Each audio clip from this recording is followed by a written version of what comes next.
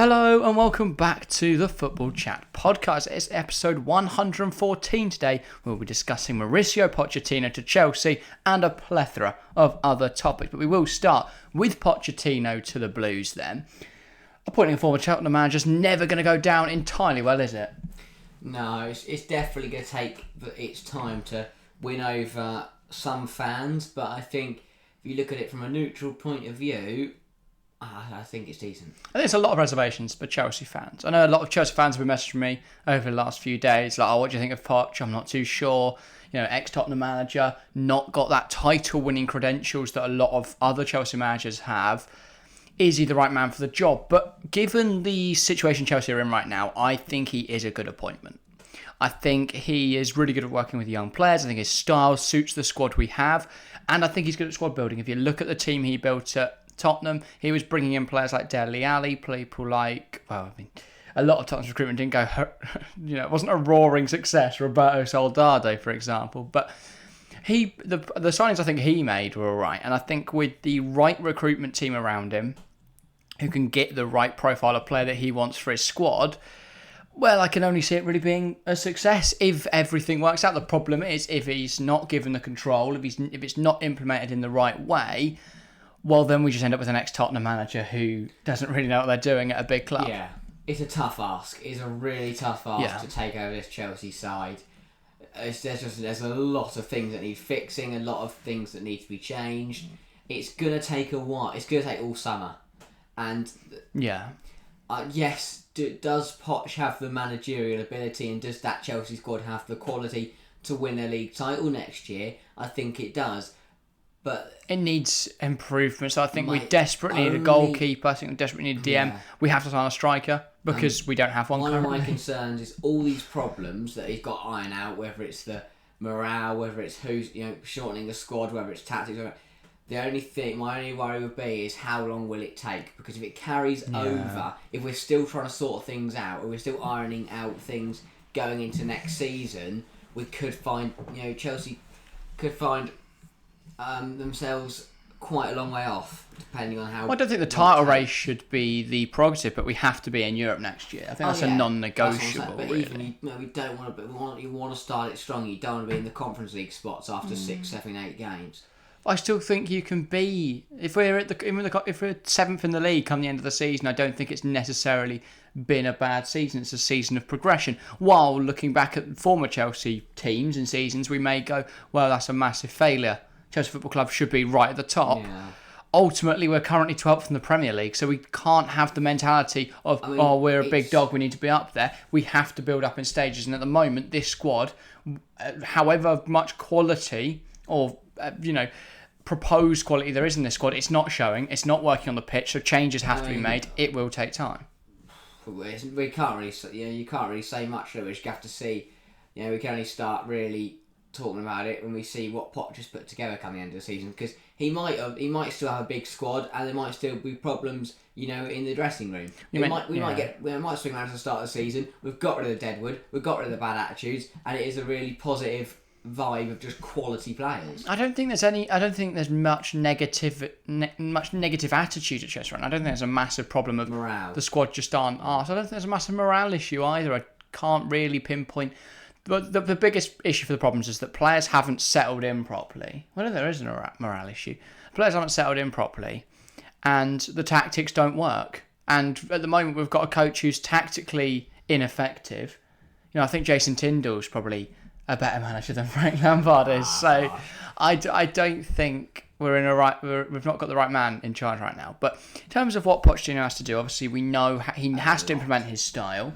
He needs to get a consistent style for a season of football. We need to have the same sort of system so players can get used to it. We need to be playing that system all through the summer. We need to have an identity by the time that we turn up to that first game on the weekend of the 11th of August. I hope he can achieve that. Obviously, there's a lot to do in the meantime. 45 men squad. 45 first-team players. I genuinely don't know how a football club lets it get to that bad. There are 45 first-team players at Chelsea. Obviously, the loan army is a problem with regards to that. That's why there's so many people. When you say 45, there's not 45 turning up to training every day. But if there's no loans, well, then there is 45 people turning up to training every day. Of course, you can only register 25 for the Premier League, and of that, 8 need to be homegrown in the nation between the ages of 15 and 21. So we are at a bit of a problem there. Of course, players under 21 don't have to be registered. So in that regard, we're all right. Players like Carney Chukwuemeka could be a good rotation option. The problem is, I quite like to see Carney get a loan next season. I think he hasn't had enough football this year. So there's a lot to think about. Squad buildings could be huge this year because at the moment, the squad hasn't been built with any sort of thoughtful or thorough planning put in place. There's a lot of players that don't make a lot of sense, and there's a lot of players that need to be sold. People like Romelu Lukaku will be coming back from loan. He's got to go. People like Hakim Ziyech, he cannot be at the club come anywhere near July. Yeah. If he's still there, we have a problem. I think the other thing as well, which is a very big thing, is managing playing time. With the young players, make a decision. Either commit to giving them first team minutes or loan them out. Don't sit them on the bench and give them. From everything Poch has said, he has indicated that's exactly what he wants to do is manage that game time. With the big players, if someone isn't performing, don't keep playing them. The amount of times Lampard, Potter, put these big stars just weren't performing, in games upon games, and they just kept starting them. The problem was for both Lamps and Potter, they wanted to have a consistency to the side, because that's what Chelsea lacked this season. There is no first 11. There's no consistency with whether that's the tactics, whether that's the team, whether that's even the goalkeeper. We can't even decide who's the first choice. The problem is, it was consistent. Yeah, it was consistently shit. Team was just. No, they didn't have any consistency. There was no. You can't say they had any consistency. That's why they tried to play the same players every week to try and get some consistency going. For some reason, Potter and Lampard, for the start of his reign, favoured the older players, the players with more experience, to try and get some results over the line. Well, because they've got experience, they can try and get results over the line. Playing young players in this environment, I know a lot of fans, myself included, would love to see some young players playing, because I think, what's the point in this season? We've thrown it away. But I guess from the manager's point of view, you just want to play the players that you know can get a job done, even if they're not performing to the best of their ability currently. Yeah, Potter's got a lot of idea. Like if going into next season, if I look at the Chelsea bench and it's still got Aubameyang or Ziyech or Loftus-Cheek on it, they're exactly the sort of players that need to leave. Loftus-Cheek left because he comes under the 8 players trained in England, so he fulfills a homegrown quota if we're short, but we shouldn't be, because we've got a huge emphasis. I mean, we're right for the Carabao Cup, FA Cup. Much about players, but yeah, Cobham should fulfil that homegrown quota. But that's what we've got to consider. Is it worth selling Mason Mount, considering he does fulfil homegrown quotas and he's actually a magnificent player? We know Poch wants to keep him around. That's something that has to be considered. Players like Aubameyang serve no purpose other than they fill the squad. Genuinely, I don't know what he's not a footballer. He is. He's a magnificent footballer. Just not worked at Chelsea.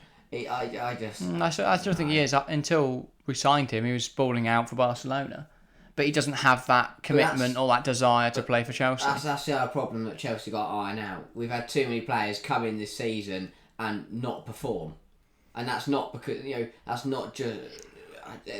But I think it's more the recruitment was bad. We didn't sign the right players. The recruitment. Don't get me wrong. I think the recruitment in January is excellent, and that's because it wasn't done by Bowley. The recruitment last summer was tragic because it was a guy who didn't know much about football, who was misinformed as to who to sign. Went for some experienced players. Marc Cucurella has had a few years at Brighton and Barcelona, and of course a season at Getafe. If you look at Kalidou Koulibaly, of course, years in the Serie A, Raheem Sterling, an experienced Premier League player. They're all players that are considered world class. Well, not Cucurella, but Sterling and Koulibaly, I would say, over the course of their career, you would put them up with the elite. And Cucurella last season was arguably one of the best players in the league. So, for whatever reason, whether that be the fact that they are very much system players. I mean, if you look at Cucurella, he played under Potter in a very rigid Brighton system. He's now a very fluid Brighton system. Now he's come over to Chelsea and, well, there is no system. There is no tactic, there is no plan. And Potter's Brighton accommodated his mistakes, but also he was so comfortable he wasn't making many mistakes. At Chelsea, his mistakes are accounted for a lot. There's a lot more mistakes are higher. I mean, and then if Koulibaly made that mistake, it was behind him Koulibaly who's fallen over anyway. Well, Koulibaly struggled to adapt to the Premier League, and Raheem Sterling has shown what we've seen time and time again, actually, that you can't take a player out of a Pep Guardiola system. If you look at João Cancelo, but on the international stage, every Man City player struggles. Sterling, he's probably been, but even in January, look, Mudryk came in and hasn't performed. Mudryk's done well. Mudryk's a 21-year-old who's never played outside the Ukrainian league, and you're asking him to perform in the Prem. He hasn't been able to start. When he has played, he's picked up 2 assists. Felix, Felix, a handful of goals, a couple goals. Felix has done all right, but he's very unproductive. Felix, he's a fantastic technical player, but he's unproductive. Badiashile's excellent. Badiashile's such a good centre half. Genuinely, I don't understand. But he's not been given many minutes under Frank Lampard. But when he played under Graham Potter, we saw how good he was. So I'm not necessarily worried about our January sides. I think Enzo is clearly one of the best midfielders in the Premier League, and he's at 22 years old, so he's exciting. When Lampard came in, why? I understand that he wanted to go back to basics, back to experienced players. We shouldn't have sacked Potter. But why didn't he look at what Potter did and go, okay, I'll take the good bits from that and just add to it, rather than just scrap it all and try his own thing? Because he wanted to leave his stamp. He wanted just to go back to what he knows. He's not familiar with a fluid system. Frank Lampard's never played anything like that. Frank Lampard doesn't have much of a system, so he's just not a very good manager. Let's be honest. I love Frank. He's not a very good manager.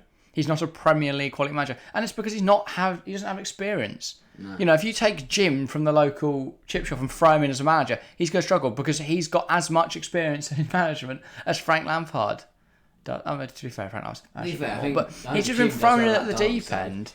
He's done a season of Championship football. He's done a couple years with Chelsea now, in 2 different stints, and he's managed Everton, where he was. It's not a great track record. The positive of Lamps is that he's very good at cultivating a good morale and building that sense of team and coach. That, because he's a leader. Yeah, he was the leader for Chelsea. And obviously, there was John Terry, but he was one of the strong influences in the dressing room. Yeah, Lampard. He's not a manager. He does not have the tactical nous. He does not have that.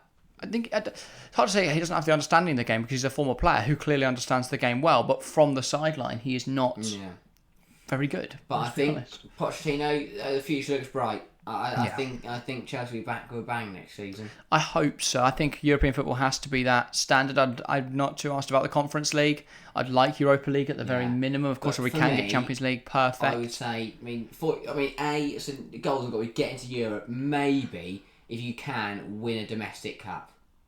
Maybe. Yeah, I think the domestic cups are definitely they should be. Because we're not in Europe, so we've not got the congestion that other clubs may have. Yeah, we're not playing Champions League football in the Wednesday. A good run of it though, because we shouldn't. Even if we get City round 3, we should be beating them. Let's not get played off the park like we usually do. Well, we shouldn't draw City round in both the FA Cup and the Carabao Cup in early rounds, should we? Happens again, then rigged investigation. But 45-man squad. I think you've got to lose at least 7-8 of them. Well, I mean, you've got to lose at least 20, if not, you're not fitting in with the registration rules. You have players over, don't you? Of course, players like Ian Martson, who's going to be another thing we'll probably talk about at some point, because what Chelsea are going to do with this squad, I don't know. We're probably going to sell Martson and Colwell, and it's just going to be... well, I've got to say, Colwell, if we're keeping him, then presumably Koulibaly's got to go somewhere, or be happy to be third choice behind Badiashile and Colwell. I'm centre half, I don't care. But there's a lot to consider for Chelsea next season. Mauricio Pochettino's got a lot of work to do.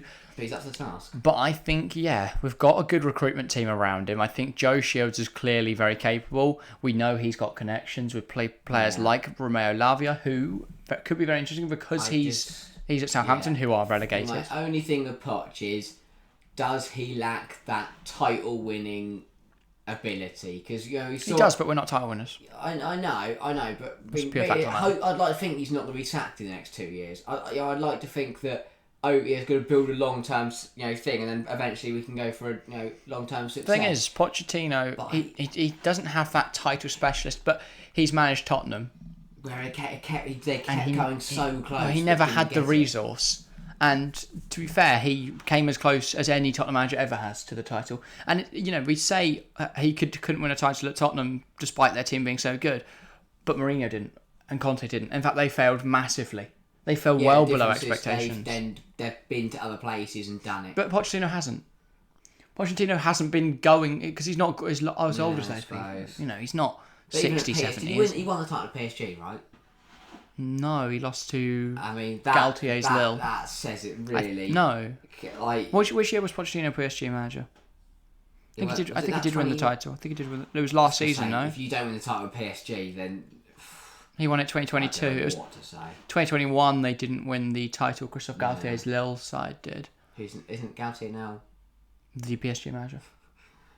It's like Bayern. He's going to get the best of everyone from the league and just Exactly. Yeah, but I think Poch, mate. Definitely. Proving that he got to Champions League final, and realistically, Moussa Sissoko doesn't go a penalty in like the 8th minute, then they'd have been alright. Yeah, and I think PSG is the worst job in football. I've said this before, but how on earth you're supposed to manage all those egos? There's no squad building there. It's a similar job to the Chelsea job, but the difference in Chelsea is that Chelsea are willing to change things. Yeah. Chelsea are going to go out and spend money, and they are. And he's got more power. He's got more control. I think he'll do well. I really think he'll do well. I hope so. I think he can definitely win titles with Chelsea. I think he's clearly a very capable manager, and with the resource now at Chelsea, which he didn't have at Tottenham, and with the control, which he didn't have at PSG, I think if you combine both those assets together, there's no reason Pochettino can't do well. My only questions would be around whether his tactics still works, because his tactical approach and style has been proven by Jurgen Klopp's Liverpool. Maybe it doesn't work in the Premier League anymore. Yeah, and which worries me. Poch's one problem could be if he doesn't start well. He's pressure will build. He's ex-Tottenham, and Chelsea fans are very what's the word? Very, when you're quick to thingy, you're very. I can't think of the word off the top of my head. But when reactionary. Yeah, they're very reactionary. So if he doesn't start well, he's gonna lose the fans very quickly. Yeah, and they're a fickle bunch, the Chelsea fans, myself included. But we have high expectations. We do indeed. Should we move on to a different topic then? Because the next up we're going to talk about the Premier League title race and the fact that it is over. Arsenal have crashed out. Manchester City are off into the distance. Speaking of Chelsea, Arsenal and Chelsea won the same amount of trophies this year. Oh yeah. Arsenal bowled an 8-point lead in the title. That's the thing. That's inexcusable. I don't think it's inexcusable. No. Okay. No. But I think we've spoken at times about how this season isn't a failure, because Arsenal were not considered amongst the Premier League title challengers. Arsenal, I don't even think were considered to be fighting for top 4. I think a lot of people would have said at the start of the season there's going to be Manchester City, it's going to be Liverpool, Chelsea, one of the up in the second place. I think at the start of the season it would have been that. United 4th, maybe if Ten Hag has a good campaign, then Tottenham and Arsenal. I think would have been a lot of people's prediction. Maybe Newcastle challenging that as well. Some people would have thrown a dice there, but not many people were predicting Arsenal to be right at the top. A lot of people predicted a lot of Chelsea in it, and as we've spoken, that fell apart. But not a lot of people were predicting Arsenal to seriously be at the top of the league. I think this season has been a big learning curve and a big. They've shown their worth. They've shown they're a good side, Arsenal. But at the end of the day, they've also shown why they can't win the title, and that's because they have that inexperience. Because they are a young side, they are fallible. Manchester City seemingly are completely unstoppable. Yeah, but for me, they're immortal. Whoever, doesn't matter what team you're against, no matter what you're chasing down. If you are 8 points clear, there is no reason why you shouldn't win the league. The reasons were just clear. Stated, but sure. That I know, but I don't think it doesn't, because at that point it's in your hands. You really shouldn't be throwing it away.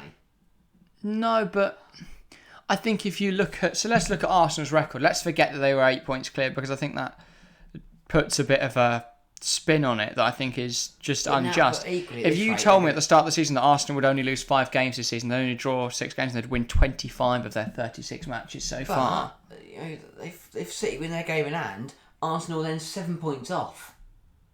It's Manchester City, though. I know that's good. It's Manchester that's from City. 8 points clear to 7 points off.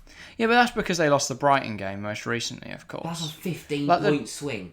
The draws against West Ham and Southampton and Liverpool were at fault for that. And that was just the season catching up with Arsenal. It was sort of a guarantee they'd slip up at some point.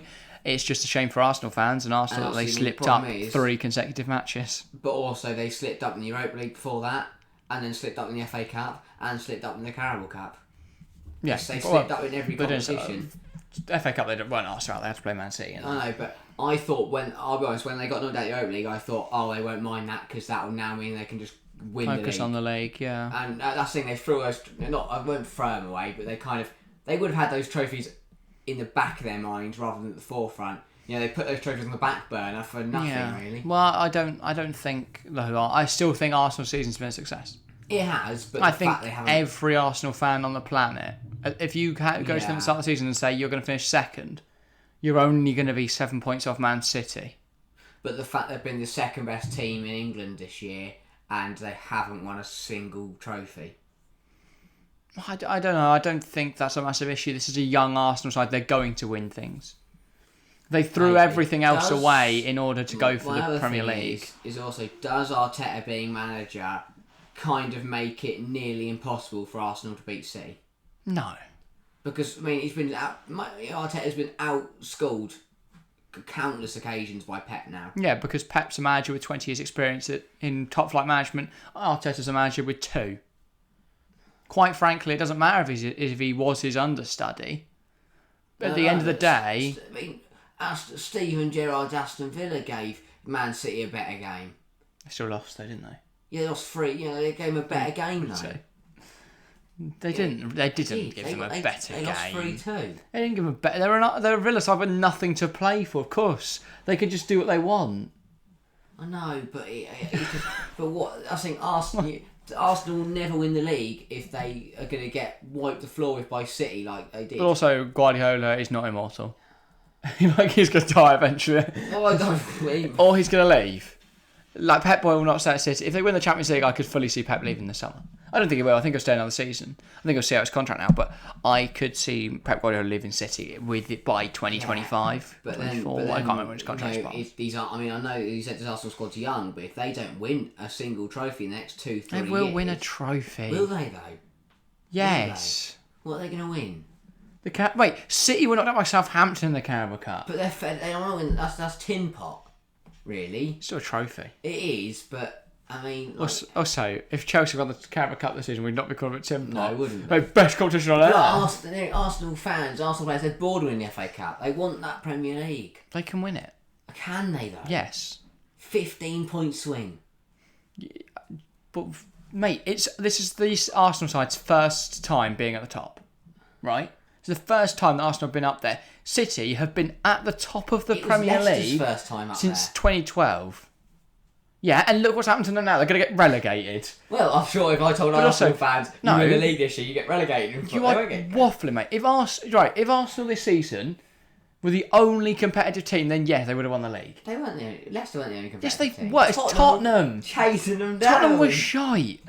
They were so close. Such a waffle motion. Right, if we look back at the Premier League then for the year Leicester City won the league. I'm just saying, if you are 8 points clear, it might not be the Premier League. Doesn't matter what league. You could be in under-11s Division North 1 league. Well, yeah, because they only play about 8 games. So that would be a travesty. If you're 8 points clear, you cannot throw that away. Unless the other team haven't played a game yet. And you've just won your opening game. Well, yeah, if you've won your opening 3 games. If the other team's got 3 games in hand. Okay, so I've clicked on the wrong year. Leicester City won the league with 81 points. Arsenal are currently on 81 points. If that just doesn't tell you that Leicester's was I think Leicester's achievement was magnificent, but it's obviously a fluke. Let's not kid ourselves. It was a fluke. Hold it. Sorry, they're nowhere near the title if every other team doesn't have their worst season ever. Chelsea were 11th. Manchester City... Legally, you say Arsenal were 81. Where even were Arsenal they? Arsenal are going to get a maximum of 6 more points. Chelsea were 10th, sorry. They're going to be maximum 6 points clear of that total. What? Yeah. Arsenal finished second that year, by the way. Tottenham finished third. I just don't think... You're telling me Tottenham were close fighters? They finished third. I just don't think that it doesn't matter who you are. whether it's your 15th year in the Premier League, whether it's your first year in the Premier League, whether you're, I think you're being incredibly 7 years and you harsh. played for 2 they were 8 points clear. That's 3 wins. Okay, right. When they got in that position, yes, they threw it away. They shouldn't have drawn those games. But I don't think this season as a whole can be deemed a failure because they. I'm not saying it's a failure. I'm just saying they should have won the league. What are you saying? Then that is saying it's a failure. Oh no, I'm not saying I'm just saying they should have won the league. Should implies that they must have happened. Imperativeness. No. I just what does? I don't get me wrong, they've had a fantastic season, but I don't know. I really don't know how. I think it's harsh to claim that Arsenal should have won the league. I think once they got into that position, yeah, they probably should have brought it home. But I don't think they've had a bad season by any stretch. I think Manchester City are simply impossible to beat. And also, no, Saliba got injured. I don't care. That's a pretty decent excuse. What, for blowing the league title? No, get better backups. Yes, that's the problem. Manchester City have put over £1 billion into that squad. Arsenal have the money. They've not put £1 billion in. But they have the money to buy a third choice centre half that isn't Rob Holding. They did, Jakub Kiwior, but he's a youngster who's never played in the Prem before. But this is what I don't understand, right? So if you are in January and you need a third choice centre half, why would you go get an inexperienced player? Because they're building a team. They're not just going for the Prem title. If you're in that title that year, don't you just buy the experience? No. Right, okay. Because they've got to build for the future. If you just go bun it, we'll sign loads of 30-year-olds to win the title. That's one centre half. Just because they haven't got... Odegaard, okay, he's an alright leader, but I look at that team and I don't see a standout man. As the big... Like, if you are losing, who do you look to? Zinchenko rallied the troops, right? Mate. They lost that. They drew that game. But you actually just respect Martinelli and Saka so much. No. You said it on the other day. They haven't had great seasons. They're not leaders. Yes, they are. Oh, well, look, but I don't... Also, Odegaard's not a leader in the same way that... Why is he the captain? Because they don't have experience. That's what I was saying. But then you keep saying that Arsenal are supposed to have won the league this year. They're a young side, and then you go, well, they don't have experience. Yet you can't just get experience. So I'm saying you just grow on a tree. Well, yeah, but their experience this year. You build experience. That doesn't give you experience. That doesn't give you experience of winning. Playing for years gives you experience. Arsenal squad will develop. Some of those players are 19, 20, 21 years old. They've got the youngest average squad in the Premier League this season, I think. Before.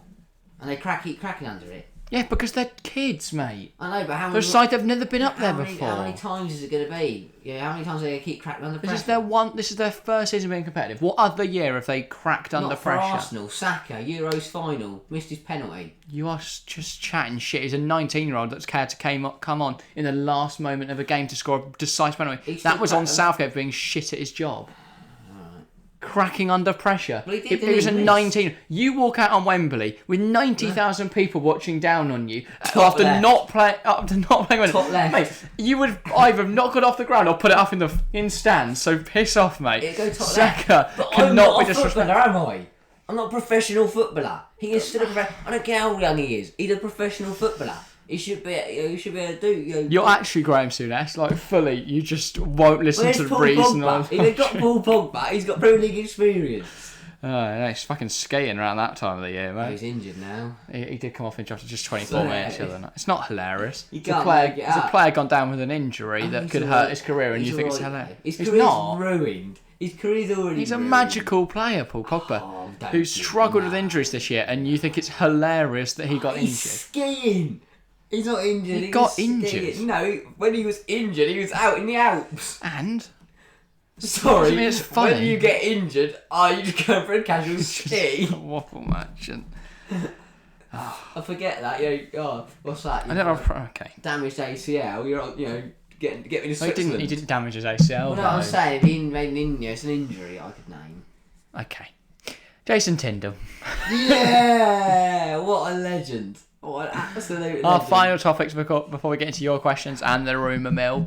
Jason Tyndall. I want to talk about him because I think this man's actually been disrespected in the media over the last few days. He's absolutely hilarious. I think he's been clowning. I think he's been clowned on for no reason. That's brilliant. So my first point was: is he actually a problem? No. He's brilliant. And this is the thing. There seems to be this irrational hate of our Jason Tindall loves the limelight. Thing is though, I would. Anyone would. Well, that's the thing, isn't it? You could stand next to the best players in the world. Why are assistants meant to be seen, heard but not heard? Why is it like that? They are an integral part of the dressing room. Just because we don't see it out on the field doesn't necessarily mean they're not a part of the dressing room. Yeah, it's a bit wanky him going over to shake Arteta's hand before Eddie Howe does. But ultimately, is it that much of a problem? Yeah, Eddie Howe's not going to cry about it. The jokes were funny. Don't get me wrong. It's been amusing on Twitter, but I just don't. I don't think it's as much of a problem as some I think the fans closest person. We see Pep Lijnders running up and down the touchline with Klopp. He's got a fucking novel out. So if you're going to have a problem with any assistant, let's look at the bloke who's written a book about standing next to Klopp. No, I mean that is ridiculous. I stood next to this man. Here we go. He didn't write that, did he? He talks about his experience at the game and being an assistant manager, which I think is an interesting insight. But if you're going to have a go at any assistant manager for loving the limelight, let's have a go at Pep Lijnders before we have a go at Jason Tindall. I've never heard anyone moan about him when he's sprinting up and down the line with Klopp, and then moaning about things. I love Jason. I think he's brilliant. I think he's amusing. I think his facial expression pisses people off because he's always so over dramatic. But I also think, if you're a manager, and Eddie Howe said it, if you're a manager, you want your assistant next to you on the technical area screaming and shouting. You don't want him sat down having a chat with the other coaches eating a pie. You want him involved. The pie is really the issue there, isn't it? No, well, yeah, turn up pies. But Eddie Howe has come out and said that he respects, obviously, Jason massively. They've worked together for years. He's a right to he's a prick. I really wish he stopped doing it. Genuinely idiot. Why does he stand next to me? Who do you think he is? Yeah, he has also said that at Newcastle they have sort of a... What's it called? Dual management scheme thing. They're all sort of... They work together. There's no one dictator. I think it's brilliant. And the thing is, which I think is weird because you do have to have some level of control as a manager. He's the right bloke to have at Newcastle. He'd only work being that kind of assistant manager at Newcastle. I don't know. I think you could get some more interesting character there. I know, if he was Bournemouth assistant manager, no one would really care. Well, he was. He was Bournemouth assistant manager. Exactly, but I didn't hear him, did I?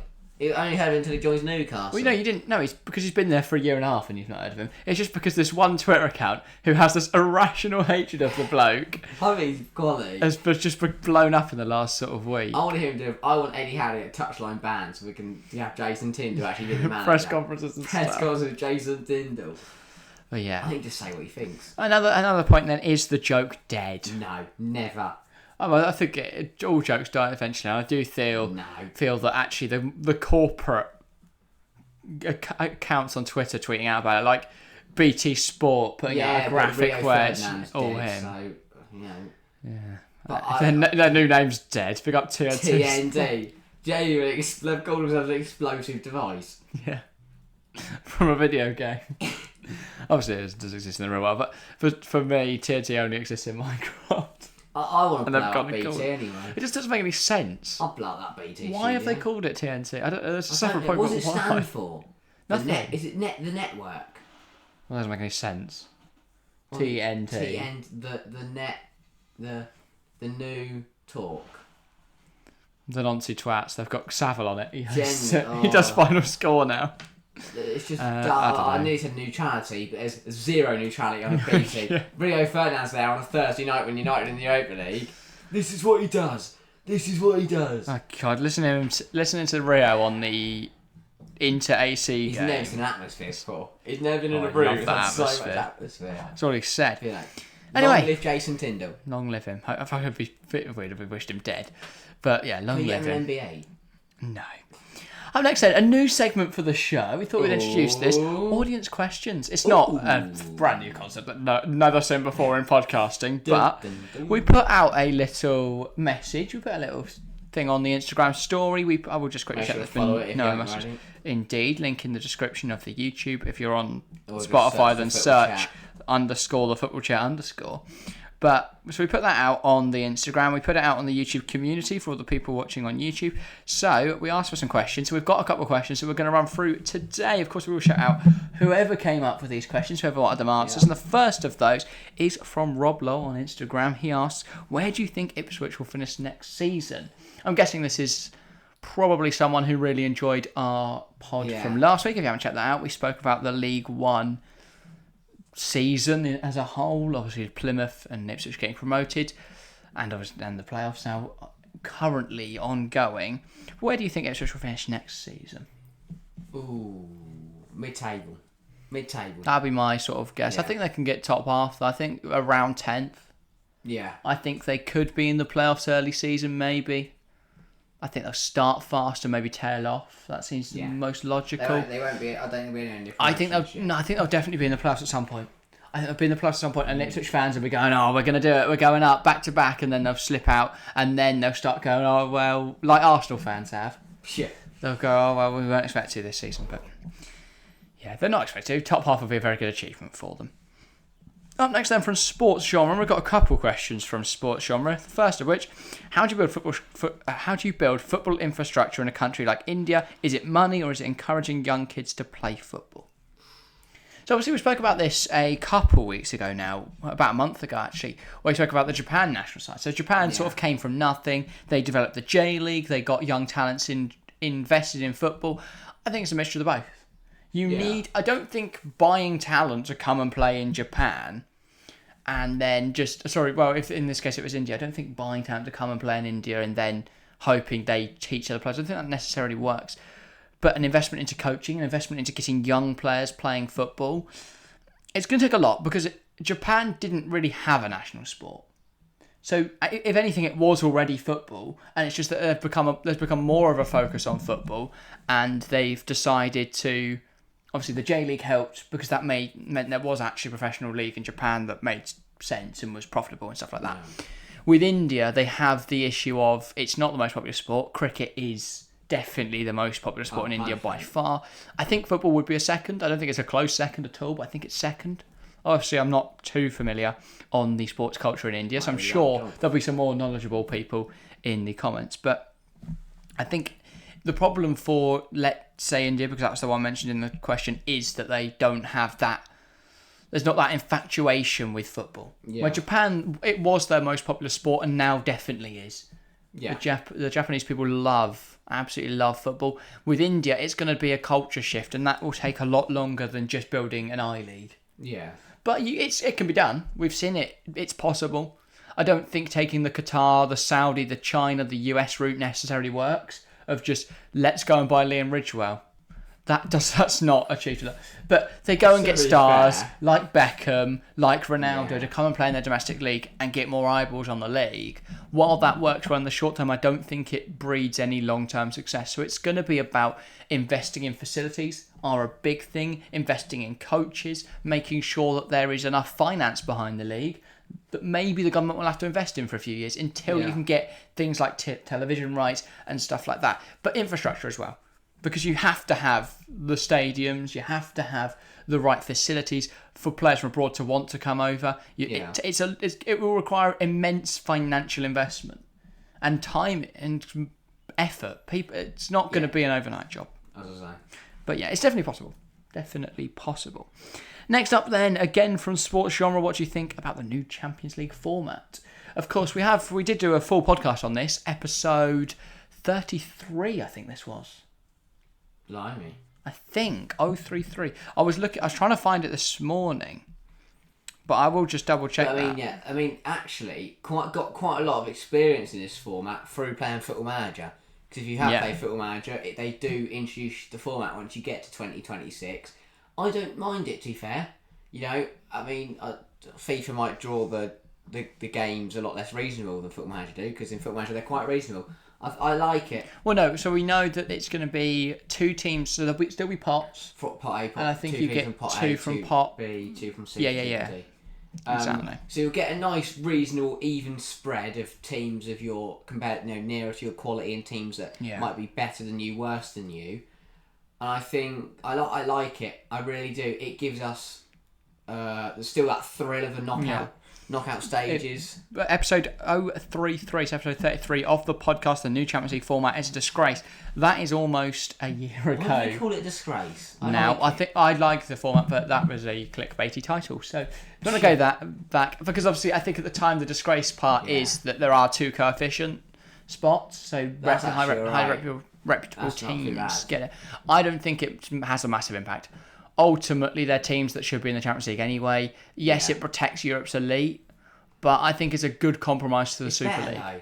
We don't, as much as getting small teams into Europe is brilliant, they're not going to challenge the other big guns. And we've got the Conference League and Europa League now. If we have as many world-class quality teams in the competition as possible, that's going to be the most exciting. I think having as many teams as possible in the European competitions is an improvement.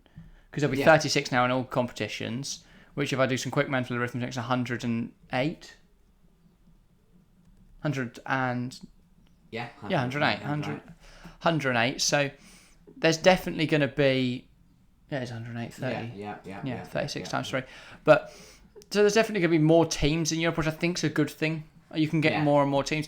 Potentially the Premier League could have a bizarre scenario where there's 10 teams playing in Europe, which I think is the way it will end up. That would be mental. But it makes sense. The Premier League is the best league in the world. Yeah. But for half the league to be in Europe is, I don't know, it's a bit strange, isn't it? But we shall see how that works out.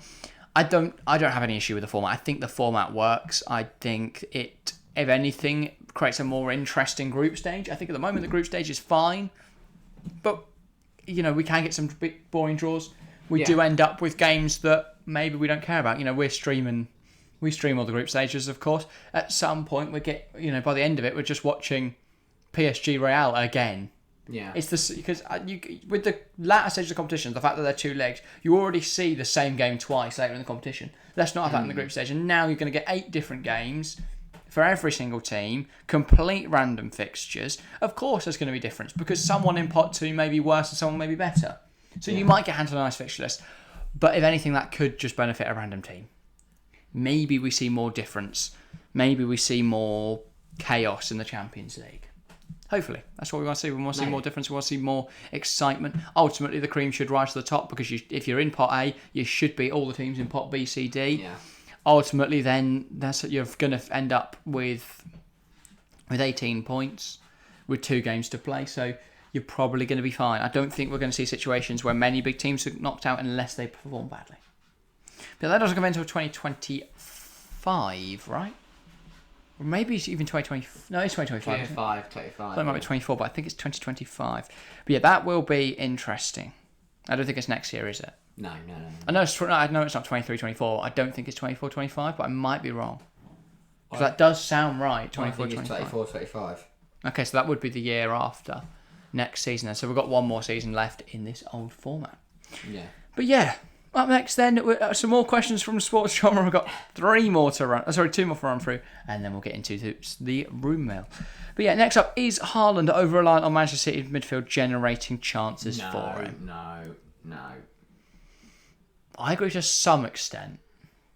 I think Haaland doesn't have that same level of being able to completely change the game by himself that Kylian Mbappe has. Yeah, I see the point, but I think Haaland's a great finisher, but he can't just pick up the ball at the halfway line and run it home. I know this question says Man City, he plays Man City, but I think any half-decent midfielder, if he plays with any because like Norway, for example, he still scores for Norway.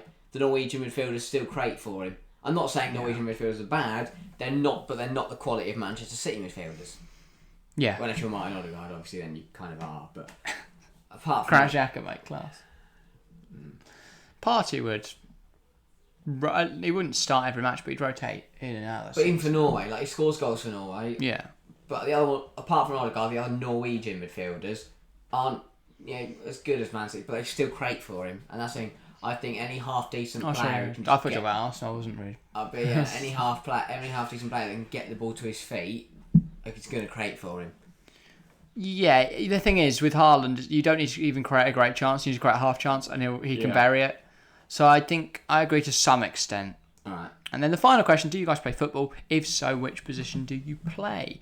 I don't play football anymore. I've sort of when we started doing this properly, I decided to stop playing because I wanted to focus on this, and ultimately we wouldn't be able to stream Saturday games if I'm playing football.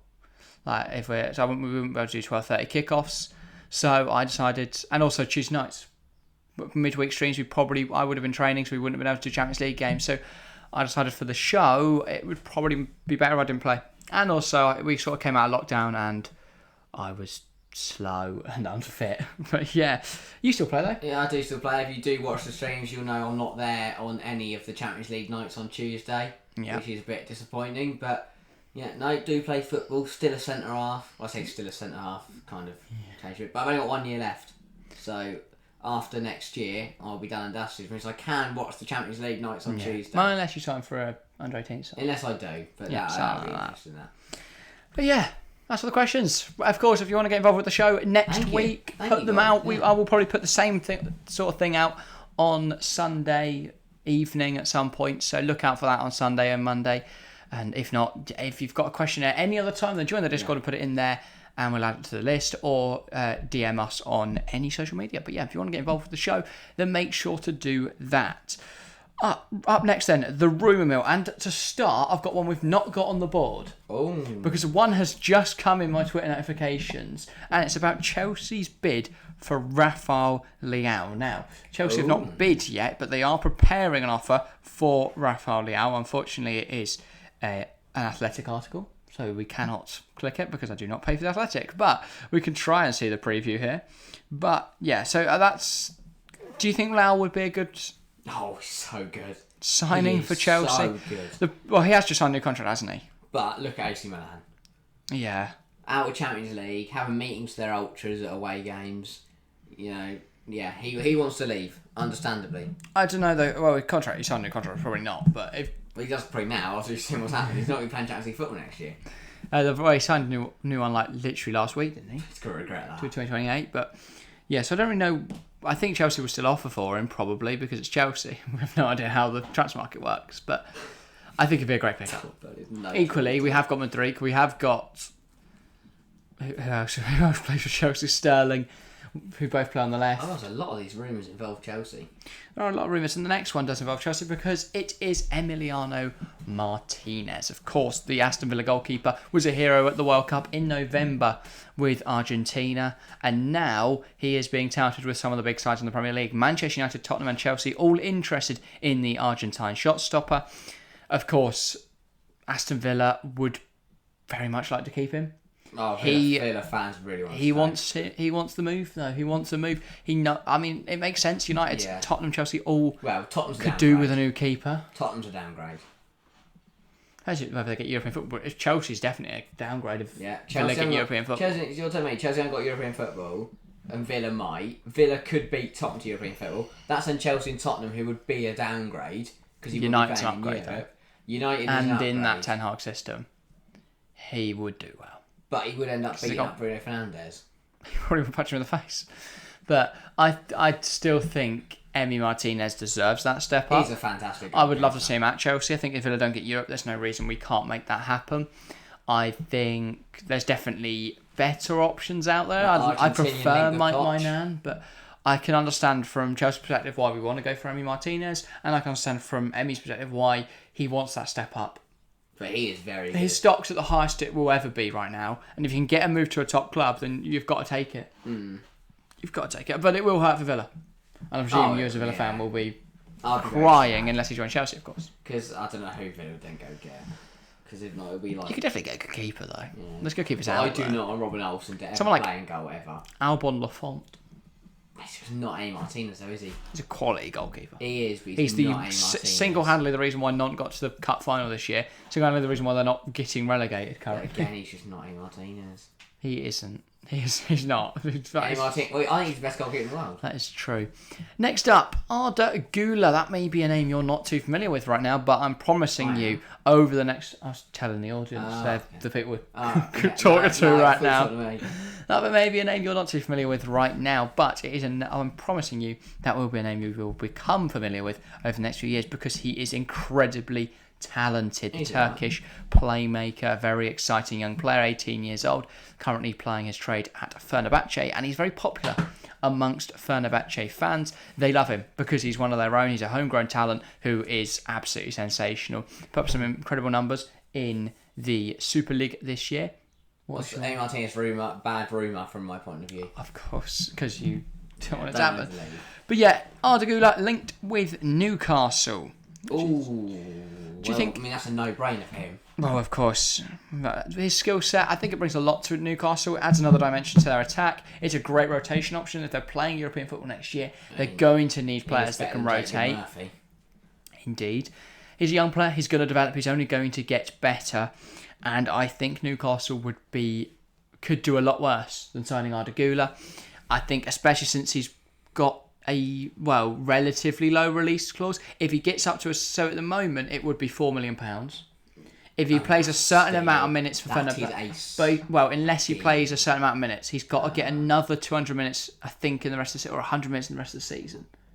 That's just playing a couple of games. So he should get to that, and then the release clause becomes a lot more. I think it's around 17 mil, but I still think that's a good deal.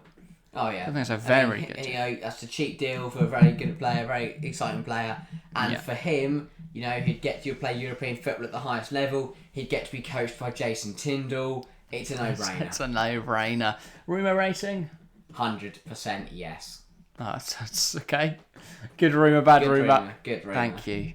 Up next, Kendre Payet. Is that a name you're familiar with? He's 15. He was 15. He turned 16 on the 4th of May. But he has been signed by Chelsea Football Club for a fee of £17.5 million. That's a gamble. For a player that has only just turned 16. They've gone all in on the poker table. They have indeed. They've thrown everything at him because he is incredibly talented. Currently playing a trade for Independiente del Valle in Ecuador. He is, of course, a young Ecuadorian, and he cooked at the U18 World Cup, or something like that. Or some sort of international tournament where he was sensational. He's playing well above his age group. Anything like what Brighton do with their youngsters they find South America. Every other Ecuadorian's mint. Gold dust. But Ecuador are building themselves a little golden generation. Good rumour. Estupiñán. Well, it is a good rumour. It's a confirmed deal. No, he's not Ecuadorian, is he? No, he is Caicedo. Caicedo, they've got Enner Valencia, who's still playing. They've got who else cooked at the...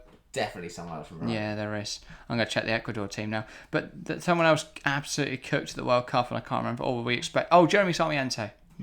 Plays for Brighton. Baller. Ecuador is anyone else we recognise? Angelo Preciado, I remember. Piero Hincapié. Lacking in defence. Piero Hincapié. Purvis Estupiñán. Not lacking in defence. Not too bad. Anymore. Not too bad. Jeremy Sarmiento, Moise Caicedo, Enner Valencia, Gonzalo Plata as well. Not a bad little side. And this kid is the real deal. He looks incredible. There is a risk, obviously, buying a 15, 16-year-old for £17.5 million. And, of course, he won't join until summer 2025. Someone's spending £17 million on me. Yeah, if you were any good at football. Oh, trust me, I'm worth 17. There's a lot of pressure, but I think he's incredibly talented. From the clips I watched on YouTube before we recorded today's podcast, he's clearly a very good player. Great with the ball at his feet. Meet the squad for joins. I don't know. Is there much point to it? Well, surely he should meet Poch. Why? He's not. He's going to be 17, 18 when he turns up. He's not going to be. Yeah. He's not going to play for Chelsea till 2028. Yeah. Poch might not be there. 2025. What would be the point? Genuinely signing a player. It's kind of like a football manager, and you sign a player pre-contract. Forget about that. How's he here? Yeah, because they're underage, and you have to wait till they get. Good rumour. Good rumour. Kendre Payet. Very good player, and it is a confirmed deal, so not really applicable to the rumour rate. Good. Yeah, that's a bad rumour then, it's real. It's not a bad rumour, it's just a confirmed. We call it the rumour mill, it's just, let's talk about transfers. Doesn't get a rating. Transfer talks already been took. Doesn't get a rating. Okay, fair enough. I think confirmed deals can't. Next up then, Rice to leave Hammers. This is a good rumour. This is always a great rumour. David Moyes has I saw a brief screenshot, but David Moyes apparently said in a press conference that he expects... He thinks it'll be very difficult to hold on to Rice. A screenshot of someone saying something. It's like a little. Well, it's not a screenshot. You know what I mean? Like a little quote, not a clip. Oh, okay. It's a little I mean, thing out there. I'm pretty sure everyone in their NAM would take him. Well, West Ham may not have European football if they don't win the Conference League. Of course, they won't be in Europe next season. There's a very realistic chance they could be in the Championship next season, so they have got that to worry about as well. And he has got many suitors with very deep pockets. Chelsea and Liverpool both interested, and of course he would fit the profile of what they're targeting, the type of player they want, very well. Of course, Chelsea need a DM, so then they can play Enzo in a better position. The Rice makes and Liverpool need anyone to play midfield right now.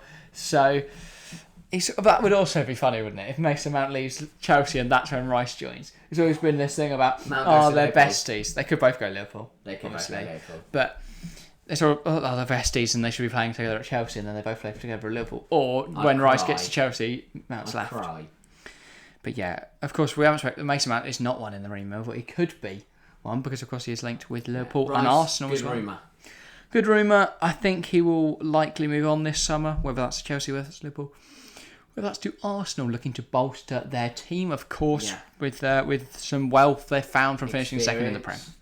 Indeed.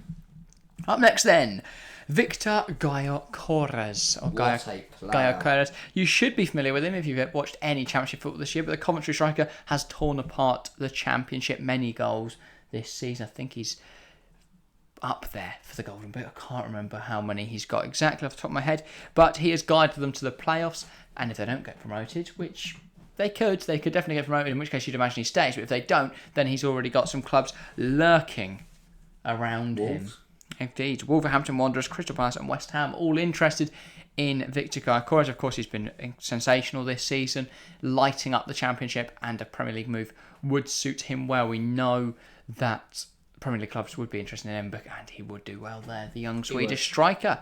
What are your thoughts on the rumour? This is a good week so far. Not a single bad rumour. And the next one is another confirmed deal. This came just, well, that means we've confirmed a full good rumour. Full house of good rumours. Blanks. That's two confirmed deals. But Alex Grimaldo. Now, if you haven't seen this today at the time of recording, he has agreed to join Bayer Leverkusen upon the expiration of his contract at the end of the season. I think it's an incredible pickup. Alex Grimaldo, 27 years old, on a free for Bayer Leverkusen. I think it's exactly what they need. I think he'll do well for them. Now, obviously, no one commented this, but what's his... Matteo Fonseca Perez, a very constant member of the community, always getting involved with our content. I think they may have chat. Yeah. Oh, that is him. That is who I meant. I think I got his name right. I haven't got the message up. But he did comment on today's Guest the Footballer, asking for our opinion. Not a comment for the pod, but we're talking about it anyway, so shout out Matteo as well. But yeah, and everyone, if you want to get involved, as I say, make sure to look out for those sort of posts and stuff. If you've enjoyed the show today, then please do like and subscribe if you're on YouTube. If you're listening on whatever audio platform you're listening on, then press loads of buttons on the screen. If you look at the screen and go, that looks good, then click it. But yeah, help us out in whatever way you can. If you want to check out our socials, they're all linked in the YouTube description as well. And that's all from us today. Thank you all very much for watching. Oh, keep the conversation going. Get involved. Comments below. Yes. Forgot to mention that. Keep the conversation going. Any of the topics we've spoken about today, get your thoughts in the comments below, and we will obviously reply to it. If it's a joke about Jason Tyndall, you'll probably get Harry's response. And if it's a joke about Pot, it's anything to do with Poch, or anything more serious, you'll probably get me replying. But that's all for us today. And on that note, thank you very much for watching, and we will see you next time. See ya.